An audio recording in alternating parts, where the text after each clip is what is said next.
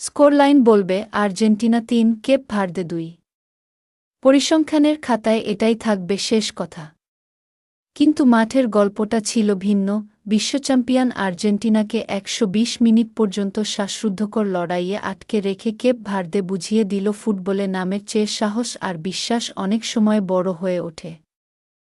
২০২৬ বিশ্বকাপের শেষ ৩২-এর এই ম্যাচটি শুরুর আগে অনেকেই এটিকে অসম লড়াই হিসেবে দেখেছিলেন।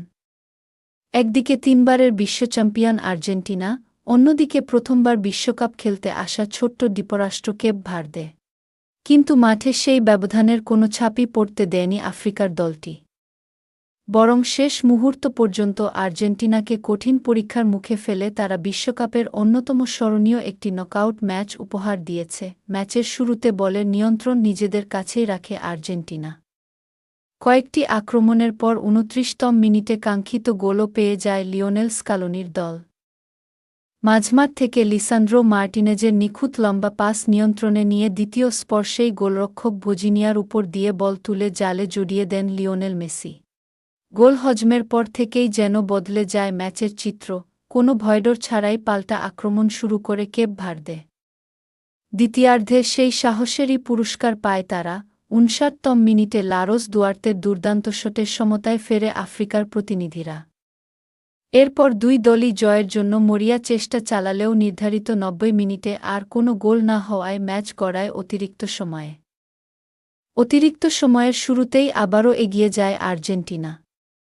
৯৩তম মিনিটে কর্নার থেকে ভেসে আসা বলে লিসান্দ্রো মার্টিনেজ গোল করে দলকে ২-১ ব্যবধানে এগিয়ে দেন।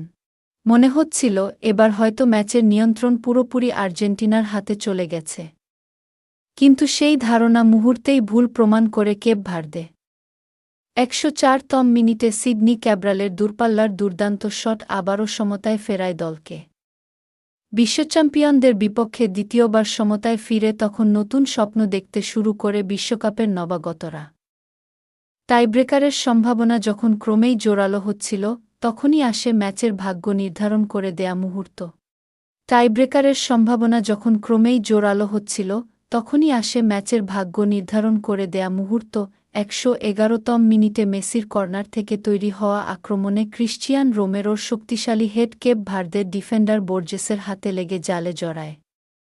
গোলটি শেষ পর্যন্ত ম্যাচের জয়সূচক গোল হয়ে থাকে।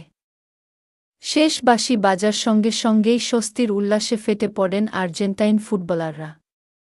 তাদের উদযাপন দেখে বোঝার উপায় ছিল না এটি কেবল শেষ ৩২-এর একটি ম্যাচ।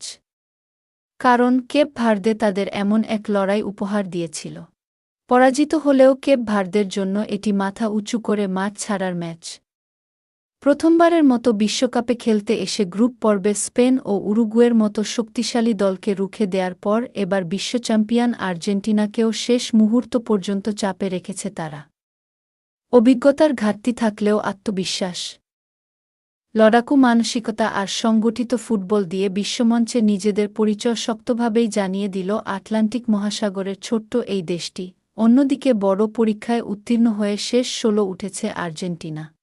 শেষ ১৬ এবার তাদের সামনে অপেক্ষা করছে আরেকটি ইতিহাস গড়া দল মিশর। অস্ট্রেলিয়ার বিপক্ষে নির্ধারিত অতিরিক্ত সময়ে ১-১ সমতার পর টাইব্রেকারে ৪-২ ব্যবধানে জিতে প্রথমবারের মতো বিশ্বকাপের শেষ ১৬ নিশ্চিত করেছে মোহাম্মদ সালাহদের দল। আফ্রিকার আরেক বিস্ময়কর গল্পের মুখোমুখি হয়ে কোয়ার্টার ফাইনালের টিকিটের জন্য লড়বে মেসিদের আর্জেন্টিনা।